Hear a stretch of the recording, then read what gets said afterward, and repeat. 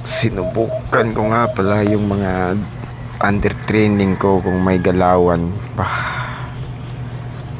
Itong isang to medyo ano lang, pero itong isa nagpakita na ng ganyang potensyal. Ayan, no, ang lakas kumampay na may kasama pang lublobs pugad.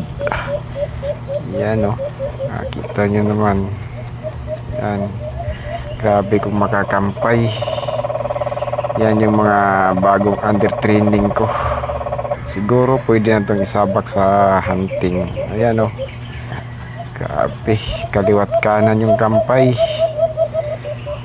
Nakakatuwa naman pag ganito yung mga under training mo na may improve talaga silang nakikita mo sa pag train mo sa kanila. May galawan, magiging magaling nakatian to balang araw. Ito isang to may mahusay, pero itong isang to ano lang, nasa pugad lang, tapos pahuni-huni lang ng mahina na yung huni niya. Tinitingnan niya yung galawan ng isa. Ayun, siyempre mga under training pa, kaya mga ano pa sila, parang tinitrain pa talaga natin ng gusto.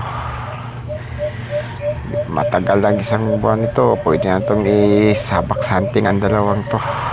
Pwede na, may potensyal na maging pinakamagaling.